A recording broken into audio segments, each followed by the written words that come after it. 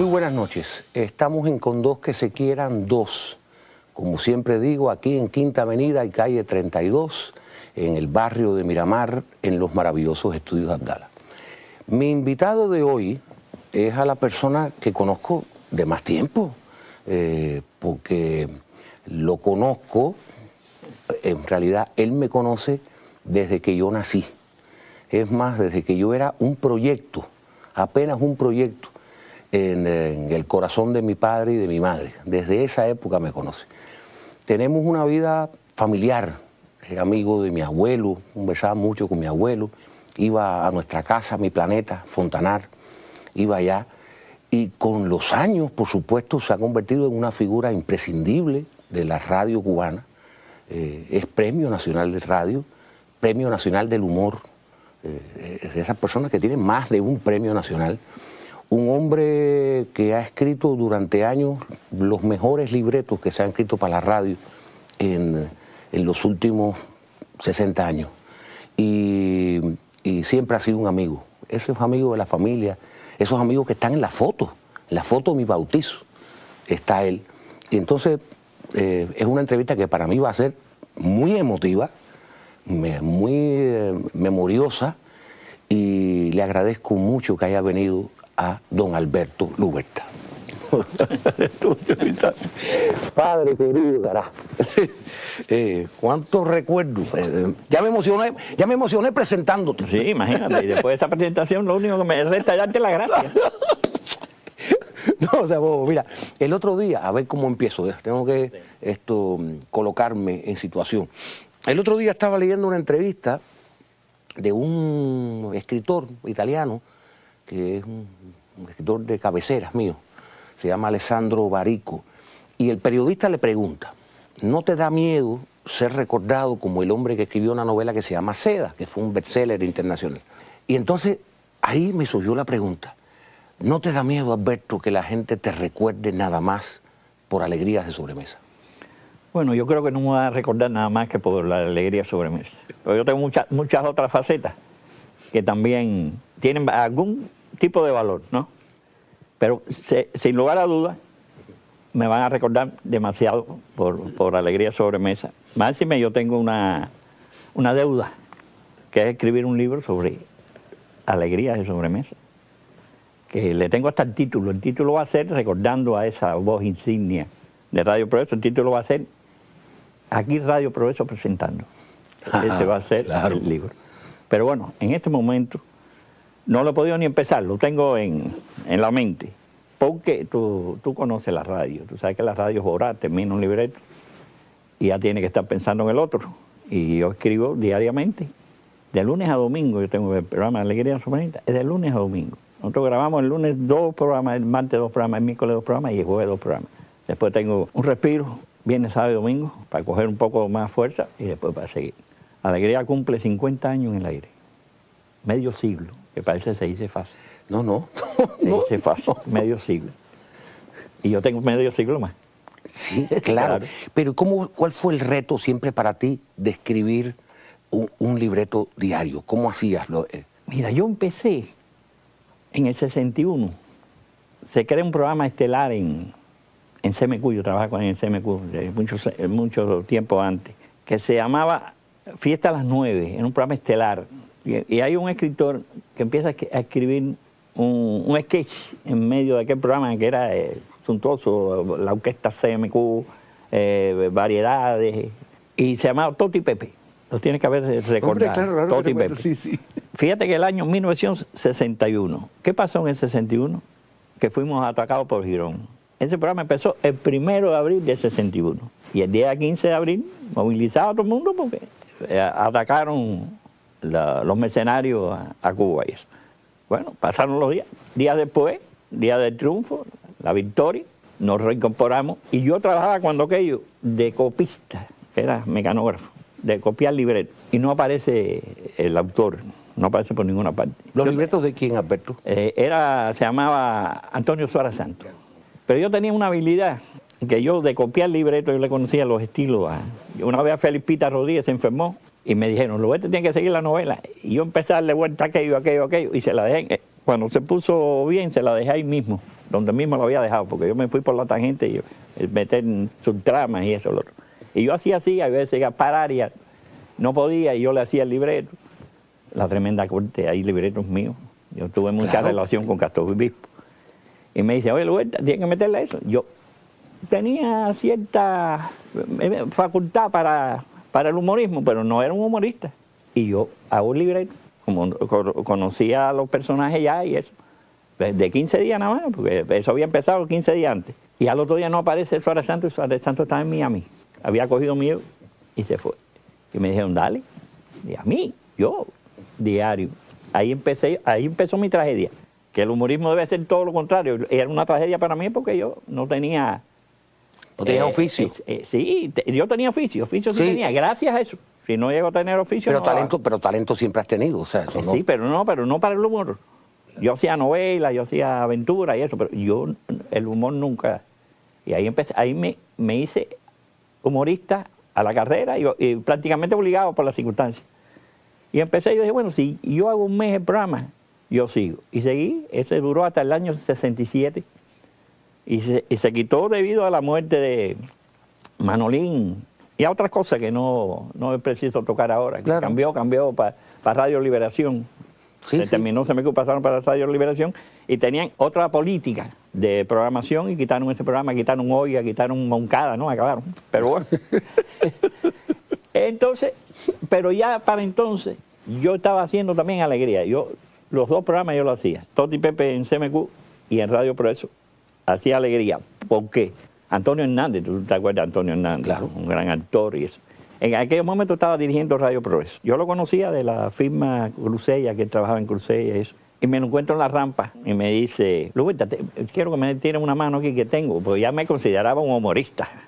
Ya habían pasado nada más que, yo empecé en el 65, habían pasado unos añitos y ya me consideraban un humorista también, que me dé una mano, que tengo ahí un programa. Se llamaba así, Alegría Sobremesa. Era a las 12 del día y lo escribían 5 o 6 escritores. Y si eso no, cuando ellos hacían sus bake, iban en las encuestas, iban de casa en casa. No, y las encuestas eran serias. Sí, serias, de casa en casa. Y dice, eso no lo oye nadie. Y yo quiero ver. Entonces yo fui, efectivamente lo oí, dije, ¿no? De estilos diferentes, temas diferentes, eso no lo oía nadie. Y me dice, diséñame un programa. Y le diseñé esto mismo que hay ahora, ¿no? Un edificio, y le hice el primer libreto, pensando que ahí terminaba yo. No, ahí no terminé yo. Mira dónde estoy. 50 años después. 50 años después. Ahora, para tú poder armar eso, pues yo recuerdo que Castor Obispo, cuando escribía La Tremenda Corte, que alguna vez pues, alguien lo comentó en la casa, o sabe Dios, no sé si fue Caballío o quién sería, o Enrique Núñez, que él tenía una metodología de escribir el libreto del día siguiente, bajaba, se ponía un café, se tomaba un trago, no sé qué. O sea, tenía creado una maquinaria de vida. ¿Cómo te la pudiste crear tú? Él empezaba a trabajar a las 12 de la noche. Era muy quisquilloso en eso. Su libreto era ejemplares, no tenía una faltica. Cuando él estaba terminando una cuartilla y se equivocaba, la rompía y empezaba de nuevo. Porque él todo lo pensaba, él era así, él era una gente muy meticulosa. Pero yo no, yo empecé a trabajar, imagínate, yo tenía, cuando yo empecé a escribir Toti Pepe, yo era el jefe de los copistas de CMQ. Ahí estaba Varela, que tú tienes que acordar, claro, Renecito. Tenía un piquete ahí tremendo. Y entonces yo tenía que esperar a terminar a las 6 de la tarde para entonces escribir el programa.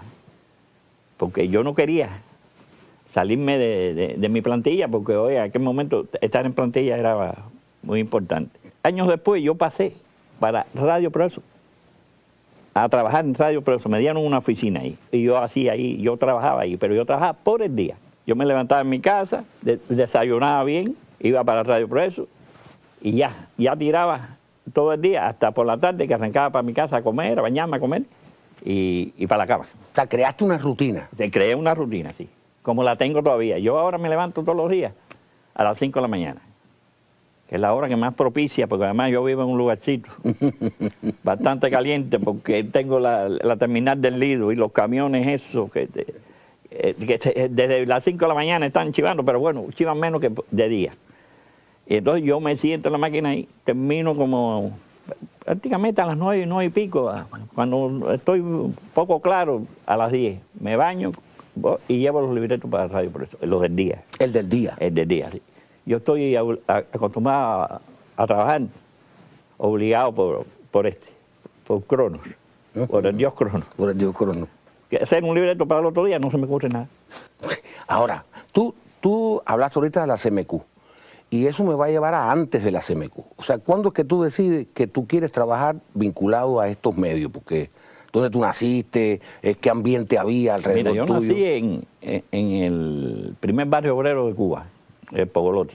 Todo el que ha nacido en Pogolotti vive orgulloso de eso. Estoy orgulloso porque allí conocí gente honrada, gente humilde y esto, que ayudó a mi formación como gente. Y yo estudié en escuela pública. Primero, yo empecé a estudiar, las primeras letras me las enseñaron en la cuadra, una Merced María, que además una señora que daba clase a los muchachos, y era 25 centavos a la semana, y tenía que llevar el banquito. Pero de ahí, fíjate la formación, fíjate lo bien que ella enseñaba, que de ahí salí para la escuela pública Mesa y Domínguez, allá en Marianao, y me hicieron una prueba y me pusieron quinto grado.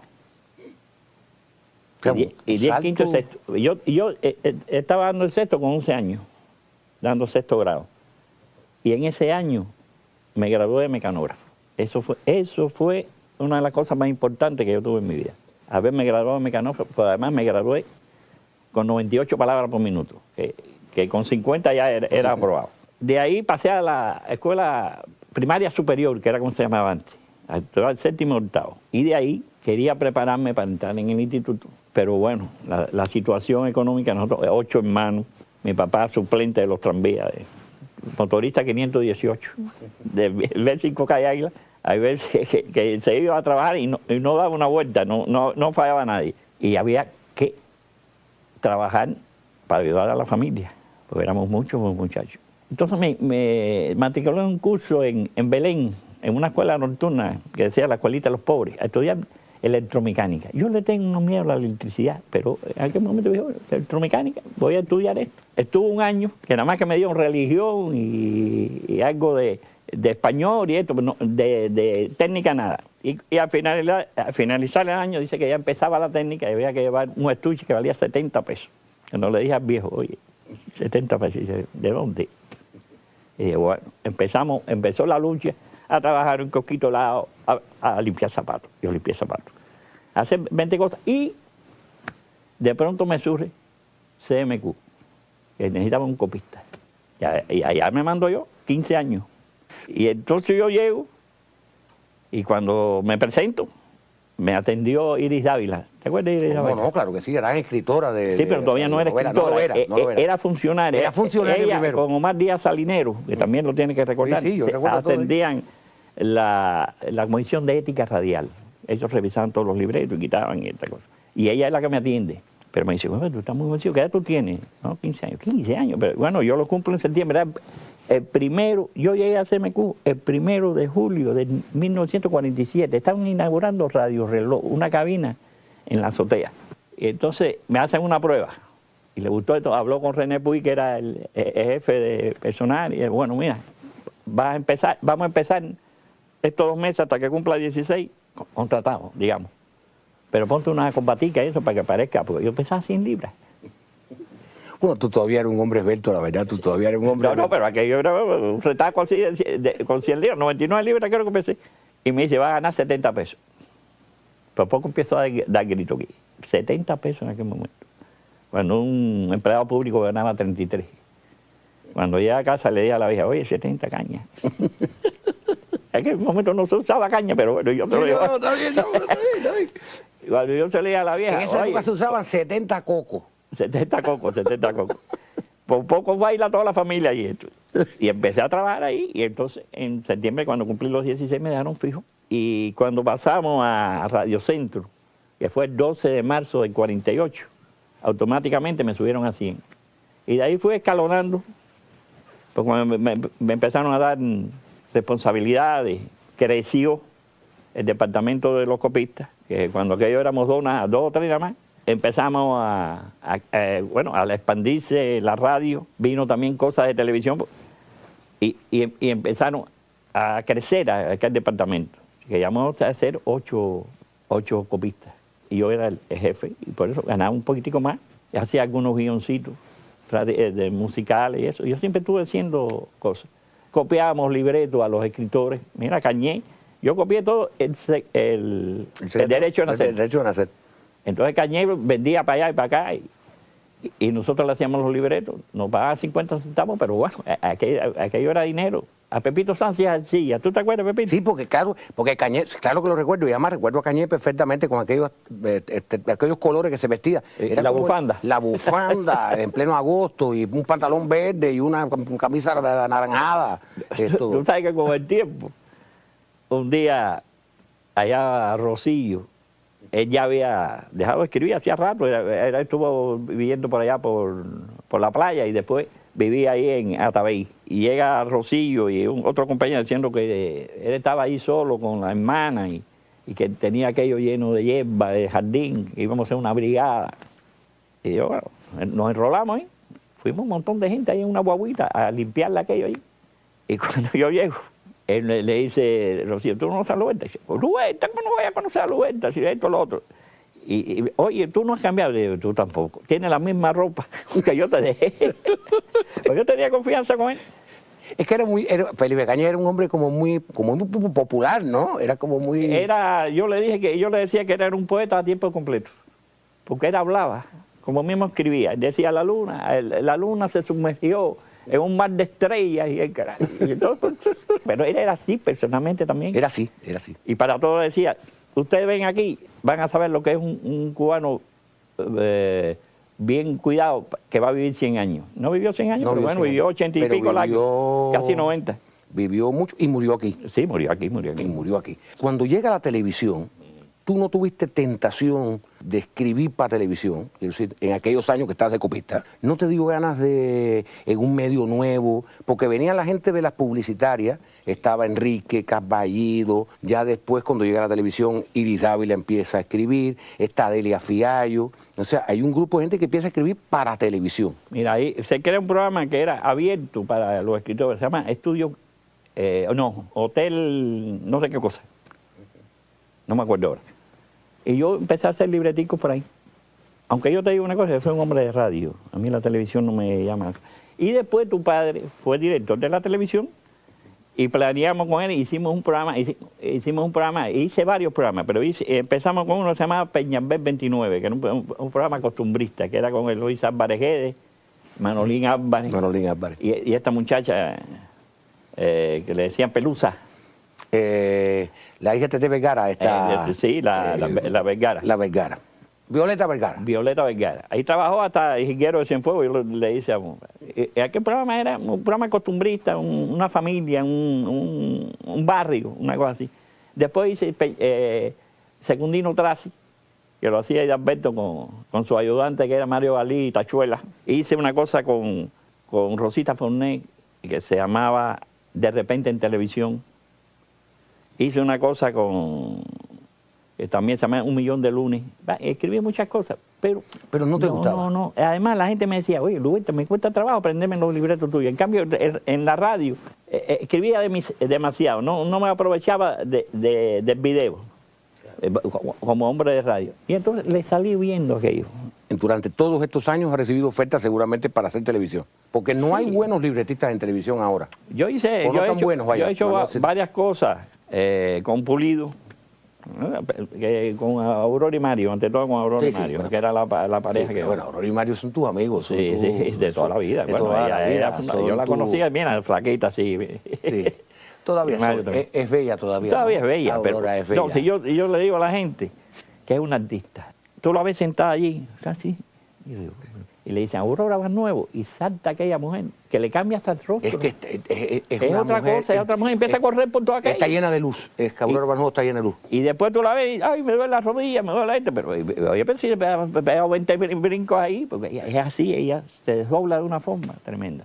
Esos son los grandes. Ahora, cuando muere Hidalberto, que el personaje de Hidalberto eras tú, Paco, eras tú. Sí, era yo. Eras tú. O sea, cuando muere Hidalberto... Mi mujer me lo decía, oye, tú le pones a Hidalberto todas las cosas no, todo, yo te soporto aquí. Pero bueno, los que te conocemos, los que tenemos el privilegio y la dicha de conocerte, sabemos. Y mi mamá me decía, en la casa siempre se oía Alegría de Sobremesa, allá en Fontanar y todo eso se oía Alegría de Sobremesa.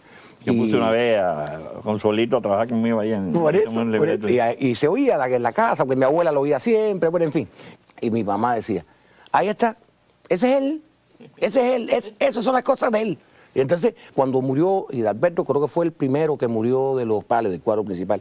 ¿Cómo tú te sentiste? Tienes que haberte sentido... No, horrible. Yo pensé que ahí se acababa el programa. Suerte que yo, precisamente, a Antonio Hernández, que ya no era director, que había dirigido la radio a nivel nacional, me habló para hacer un personaje, y yo le puse un personaje que se llama Sarría, que era un viejo, eso, lo otro, y lo metí en la casa, y eso me salvó. Si no, el programa se hubiera acabado, porque es que yo no encuentro... Para mí, Hidalberto es la mejor contrafigura que ha tenido la radio cubana. Y han habido buenas figuras, porque Piñero era una... Era buenísimo. ¿Y Garrido? No, pero la contrafigura, te digo. Ah, bueno, Piñero, claro, Piñero era la contrafigura de Garrido. Claro. Ajá. Y Pototo y Filomeno, Aníbal de Man, era también buena figura. Pero contrafigura, pero Hidalberto, como Hidalberto no. Hidalberto no hacía bachi la gente. Era constantemente. No, y lo hacía también con Manela Bustamante, con Cachucha. Yo le escribí también para Yo sé Cachucha. que tú escribiste Cachucha, por eso te pedí. Y entonces él, la cosa corporal de él, era lo más gracioso del mundo. Él con una mirada. El público se mataba la risa con las pausas que él hacía. Era una gente, además era mi amigo, bueno, la gente que ha trabajado conmigo ha sido amigo. Todo. Hemos intercambiado. Ese grupo, Wilfredo, José Antonio, Aurora, Mario, es que es una tropa. Miravalle. Y si alguna vez tuvieras que terminar, por ejemplo, Alegría sobre Mesa, es decir, pues ya no lo escribo más, ¿a qué escritor se lo encargaría? Mira, ya yo hice la prueba con un escritor joven que le reconocía talento. Yo dije, este muchacho puede, pero no. Yo dije, tienes que dedicarte a esto. Y empezó a hacer 20 cosas aparte y esto, lo otro, y abandonó el programa. Máximo, tuve que asumir de nuevo. Yo creo que si se acaba Alegría, no hay un escritor para seguirlo. Es preferible hacer algo nuevo. Porque ya, mira, el personaje es el que le da vida a lo que tú escribes. Y ya los personajes míos están bastante, mismo que tú estás mencionando, Mario tiene 78 años, Aurora anda por ahí cerquita. Entonces, un poquito menos. Sí, un poquito menos. Que me oye, si me está oyendo, de que te va a estar oyendo, te va a estar oyendo. Así que tírale el piropo nada más. Entonces, los personajes, yo una vez fui allá a Camagüey, me reuní con unos radialistas y querían un conversatorio. Y yo pregunté primero, antes que me preguntaran, ¿por qué ustedes creen que Alegría sobre Mesa ha durado tanto tiempo? Enseguida uno dice, ay, no, porque tú lo escribes. No, porque yo lo escribí, es importante. No lo vamos a arrestar, pero no es por eso. El otro dijo por los actores, no es por eso. Hasta que un viejo de allí, un viejo trabajador de la radio, dijo, los personajes. Y le dije, los personajes. Porque los personajes son lo que te mantienen, lo que te da vida, lo que tú escribes. Y si te van gastando los personajes, ¿qué vas a hacer? Y me estoy gastando yo. Ahora, hay una parte muy importante de tu vida, que es tu compromiso político. Vamos a hablar de antes de la revolución. Sí. O sea, porque tú te metiste en grandes candelas y en grandes peligros que te llevaron al exilio en Venezuela. Sí. Yo quiero que tú me hables de eso, porque esa es una zona que normalmente nunca tengo oportunidad de que nadie me la cuente. Entonces, yo quiero que tú me lo cuentes. Mira, en el caso tuyo, Alberto Huerta, no es que tú me hables de todos los que hacían cosas, lo que hacías tú. Pues vamos a Pavolotti. Ya te dije que yo conocía a gente muy honesta, muy humilde y muy revolucionaria. Cada vez que había, cogían, eran tabaqueros. ¿Te acuerdas que los tabaqueros de Tampa fueron los que mantuvieron la... Y ahí ya eso se impregna.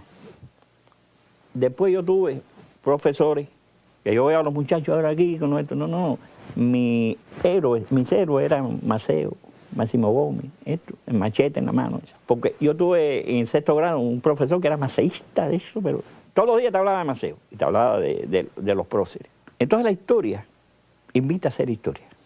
Y yo fui un muchacho rebelde, que la gente me decía, oye, tú te estás arriesgando tu porvenir, que tú tienes un buen trabajo, pero es que yo no podía. Yo lo llevaba en la sangre. CMQ está en EMI 23 y aquí estaba la universidad. Cada vez que había una revuelta, José Varela, tú tienes que haberlo conocido. Me decía, Lubenta, vamos, y arrancamos y nos uníamos con los estudiantes y nos fajábamos con la policía. Éramos revolucionarios por la libre. Yo el otro día dije, no, y ahora seríamos los revolucionarios por cuenta propia, ¿no? Entonces, fíjate que Juan Nuiri, gran amigo mío. Sí, como no, también mío. Amigo mío, dijo en una entrevista que Lubenta era de mi grado. Y yo lo llamé y le dije, no, Juanito, no. Sí, tú estabas, sí, pero yo estaba ahí de descarado que yo era, porque yo nunca matriculé en la universidad.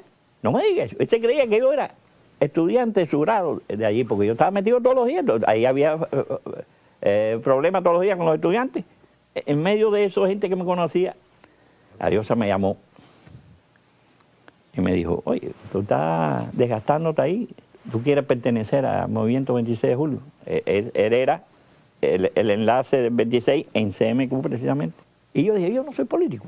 A todo esto yo decía, yo no soy político, yo nunca había votado. A mí me tocó votar y no voté. Porque era de Batista y no voté. Y tenía muchos amigos que eran ortodoxos, yo no era nada, yo era político por completo. Entonces me dio a leer la historia de Nelson Verán. Dice, léete eso. ¿Tú lo has leído? No, yo nunca he leído eso. Me puse a leerlo y después le dije, ¿esto pasa en mi país?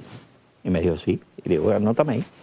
Y empezamos la labor de recogida de bonos, de alguna otra cosita, de una bandera puesta allí en algunos lugares, hasta que...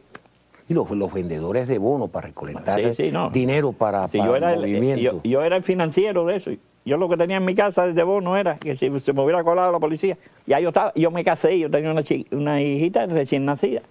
Cayó preso Julio César Arioso y lo sacaron de las manos de Ventura, pues lo iba a matar y lo mandaban para Venezuela. Y se crea entonces un comando para tomar CMQ. El segundo jefe era Gabriel Palau. Éramos como 12 compañeros los involucrados, no todo el mundo. Altísimo Palau, ¿no? Claro, era de alto así. Alto, pero además con una resistencia. Y me acuerdo, había 6 pistolas, éramos 9 los que teníamos que... Más gente que iba a apoyar de otra forma. Lo que teníamos pistola era Tabaré, tu tío. Mi tío, sí. Palau, yo, Nestico Penedo, Rolando, no me acuerdo cómo se llamaba, y Jorge Tamé, que fue director de la televisión y murió hace poco. Bueno, y tomamos aquello, yo me encargué del 5º piso, Palau del 4º, así. Entonces estaba el ingeniero... se me olvidan los nombres. No importa, que son hace mucho tiempo. El Guajiro Aparicio, que fue el que quitó la luz. Así, y bueno, la única mujer que cooperó con nosotros siempre fue Isabel Raída Rodríguez. Era la mujer, la única que teníamos nosotros como... Nosotros estábamos seguros del triunfo y no triunfamos. Entonces, a escapar como se pudiera, a deambular por ahí, pero bueno, hicieron contacto conmigo, movimiento, para que yo me asilara, porque estaba muy reconocido, porque todo el mundo me conocía, imagínate. Claro. Enseguida dijeron, no, ese era el flaquito copista. Me echaron para adelante y fui... Era cuando pusieron una bomba en Prado, que habían quitado toda la luz y todo eso, y yo tenía que ir a un edificio, no me acuerdo cómo se llamaba, pero donde estaba el consulado venezolano. Y era en el 8º piso por la escalera. Y empecé a subir aquella escalera, y lo primero que hago así cuando llego al 8º piso, veo a un policía con las manos aquí, tenía una pistola con unas cachas. Y yo, ay, mi madre, ¿dónde me he metido yo? Me dice, dale, que el cónsul te está esperando. Era el policía de esto. Era el policía del consulado. Del consulado, sí. Y me llevan a una cabina y cuando levanto la cabeza veo a tu padre del otro lado así. Porque tu padre no había participado en eso, pero no. Sí, una vez tomaron el noticiero. Claro, claro. Lo tomaron. Y él decía que no sabía nada, pero sí, él lo sabía. Él dio todas las conexiones para que llegaran allí. Nos fuimos reuniendo allí, nos llevaron para la casa del embajador. Ahí estuvimos unos días, el día 24 creo que... Sí, el día 24 viajamos. Alguna gente estaba en la embajada de Perú, otra en la embajada de Panamá, creo. Y otros en la de Uruguay. En la de Uruguay. Y allí nos reunimos y viajamos todos para Venezuela. Ese pueblo se portó con nosotros. Que cogíamos un carro y nos poníamos a conversar, me decían, como ustedes son cubanos, ¿no? Y a la hora de pagar decían, no, ustedes no pagan aquí. Así, ¿no? Bueno, así son los venezolanos. Sí, así son, una gente muy, muy chévere. Yo estuve por las charnecas y eso, yo me eché amigo allí, es tremendo. Bueno, entonces, mi problema era, ya te digo que yo te dejé una hija de meses, y yo tenía que buscar plata. Empecé a buscar trabajo y eso, y de mecanógrafo no encontraba. Pero Rigoberto Rodríguez, que era mi jefe, habló en Radio Continente y me localizaron y fui para allí y me pusieron de jefe de transmisiones y hacía una revista por la mañana y eso, escribía algunos libretos y eso. Empecé a trabajar allí. Ahí tu papá y Salvador Good, claro, eran los que recogían, grababan lo que venía de la sierra y lo llevaban allí. Allí se formaba todo un programa, se le adicionaban noticias, otras noticias, enclaves algunas, y se creó lo que se llamaba la cadena de la libertad, donde participaba también La Voz de los Andes de Ecuador. Se creó una red que se transmitía todas las noches, todas las noticias de la sierra y de aquí para allá y de allá para acá. Entonces eso se recogía y se hacía un noticiero, digamos, que lo hacía Manolo Iglesias, que era el que lo hacía. Y ahí estábamos trabajando en eso. Hubo la recogida por allá de un bolívar para la sierra y triunfó la revolución. ¿Cuándo tú llegas aquí? ¿Cuándo tú llegas? ¿En qué fecha? En la madrugada del 2. Ah, pero tú llegaste enseguida, ¿no? Porque mi padre vino el día 8. El día 8 con Palau. Ah, sí. No, pero yo salgo y me encuentro a Juan Carlos Romero y a un grupo de cubanos y dicen, que yo fuera. Y a mí me despertaron los pitazos. Yo sabía el día anterior, me acosté tarde, porque sabía que la cosa estaba caliente aquí en Cuba, pero no sabía que ya esa noche ya... Y vi los pitazos y eso. Y yo tenía alquilado un cuarto a un italiano, entonces el italiano me tocó y me tenía preparado un trago y todo, el italiano revolucionario también, y salimos para la calle y empezamos a beber, y el pueblo allá, eso era un carnaval aquello. Y en medio de eso llegamos a Radio Continente y pusieron un avión y le dije a una gente, para el aeropuerto. Entonces yo tenía un socio que yo lo había recogido porque estaba pasando un hambre, lo metí en el cuarto conmigo, tenía 2 camas, y dije, no, para aquí comemos juntos. Y yo, Roberto de Armas, que era de Madruga, me dijo, vamos para allá. Yo lo dejé todo, como mismo estaba así. Casi como mismo llegaste, como mismo volviste. Sí, pero una camisa manga corta así, yo dije, cuando llegue allá me voy a hablar, después que yo estaba en el aire. Oye, me dijeron, el avión es aquel, y se mandó a correr toda la gente que había ahí, porque el aeropuerto estaba así. Y me hacía yo era ligerito, que cogí ventanillas. Y agarramos. Y venía gente sentada en el piso, en el avión, no se querían bajar, y bueno, el piloto arrancó así. Y llegamos a las 3 o las 4 de la madrugada, pero para llegar eso fue... Venía Rojita, ¿tú te acuerdas de Rojita? Sí, claro, Rojita. ¿Es medio pariente de ustedes? Es pariente, claro. Ah, pariente. sí, venía Rojita también. Y cuando llegamos al aeropuerto, a las 3 o las 4 de la mañana, estaba allí Rubén Rodríguez, el narrador deportivo. El narrador deportivo y compositor. Sí, sí. Hizo canciones hermosísimas. Sí, lindo. Estaba aquel que era señor de las Mendares. Willy Miranda. Willy Miranda. Y había primo de nosotros, bueno, primo de mis padres también. Y había otro que tenía un pistolón aquí también. Entonces, pero bueno, arrancamos. Dejamos a Roberto en L y línea. Ya todo esto a las 4 de la mañana. ¿No? Y cuando empiezan a tirarnos tiros. ¡Pah, pah! ¿Y esto qué pasó aquí? Y entonces a mí me habían dado un pase en el aeropuerto. Una credencial como que yo venía de Venezuela, que era del movimiento 26 de julio. Y el que venía manejando que era el que tenía el repopón aquí. Yo venía al lado. Y para, entonces, bájese. Otro decía, no se bajen, bájense. Oye, espérate, que yo... No, pero salvadoramente una gente dice, pero si es Willy Miranda. Ya, se arregló todo. Vinieron, confraternizaron. Es que era un ídolo, Willy, ¿no? Sí, ellos tenían tomado okay. Y me dice, bueno, pero porque nos gritaron consigna. Y yo, nosotros sabíamos no era consigna.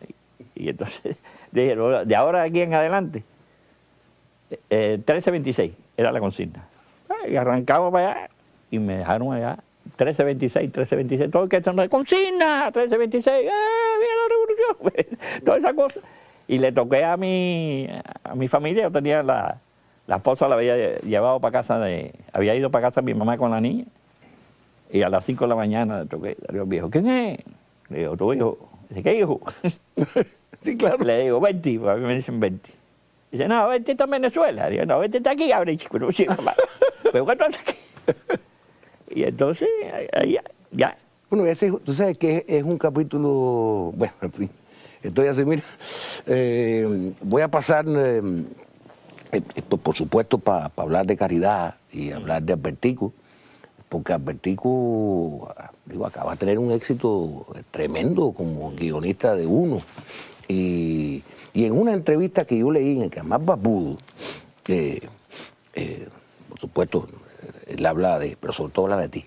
Y la periodista, que es Paquita de Armas, mi amiga, mi amiga querida, siempre preocupada por las cosas de la radio y la televisión, le pregunta, ¿cómo te la has arreglado con tu obra y el espíritu crítico de tus progenitores, especialmente el de tu padre? Y entonces Albertico dice, mi padre es implacable. Y Paquita pone, Paquita sabe muchísimo, pone un punto y seguido, entonces sale un implacable en altas, completo, así, implacable, así con mayúscula. Mide con la misma vara un guión que yo le hubiera dado a leer cuando tenía, digamos, 20 años, como si se tratara del más consagrado de los escritores. Él es del criterio de que la crítica ayuda. Yo pienso ahora lo mismo. O sea, ¿cómo has manejado tú ese asunto de tener un hijo que cada día es más talentoso? Porque Albertico, su desarrollo es vertiginoso. O sea, era musicalizador y de repente director del programa, y ahora es un guionista que ya en cualquier momento hace una película. No, sí, él está en eso. Ah, está en eso, ¿no? Sí, sí, y también le han pedido, Danilo Sirio le pidió hacer una novela con relación a la pelota. Pues Danilo, Danilo sí, sí. Y él está trabajando en todo eso. Bueno, yo cuando era joven también. Ahora yo soy el que le pido el criterio a él. Pero él hacía cosas que yo decía, si se la dejo pasar, no se esfuerza. Entonces yo le decía, oye, eso no es así. Me lo entregaba y decía, no, esto no sirve. Oye, papi, escribe bien. Mira esto a ti. Ahora yo soy el que le pregunto a él. Qué cosa tan... Porque ya me ha superado en eso. Bueno, eso es la ley de la vida. ¿Ya tienes nietos? ¿Cuántos? 9 y 8 bisnietos. ¿Tú tienes bisnietos? Yo tengo una bisnieta de 17 años. Ahorita soy... No, tatarabuelo, con la salud que tú tienes. Bueno, yo... bueno, ya, tengo que aprovechar esa cosa. Yo tengo un Alberto 93. Sí. Que eso es la candela. Ahora que tú dijiste eso, con la salud que tú tienes. Yo voy manejando, yo iba para Guajay, que ellos vivían antes en Guajay, pero se mudaron para cerca de mi casa. Ay, mi madre, lo que me cayó es tremendo. Pero bueno, él me dice, para ver los amiguitos, que además me dice, lleva dinero para que me invite a almorzar, pero bueno, él tiene 10 años, cumple ahora 11 años. Y me dice un día, yo voy manejando, y me dice, abuelo, tú le dijiste cuando tú no pudieras manejar, le ibas a pasar el carro a mi papá. Le digo, sí. Y dice, bueno, con la salud que tú tienes, creo que me lo vas a pasar a mí directamente. Bueno, Alberto, mira, es simpaticísimo. Tú sabes, he tenido una entrevista muy grata contigo, durísima para mí, como tú te podrás imaginar. Pero te agradezco mucho que formes parte y que estés ahí de mi memoria, de mi alma, de mi corazón, que hayas querido a mi familia. A tu padre entrañablemente. Entrañablemente, a mi papá entrañablemente, y él a ti. De alguna manera, conversando contigo, lo vi, lo sentí. Él ocupó tu lugar y te doy las gracias también por eso. Te quiero muchísimo. Muchísimas gracias.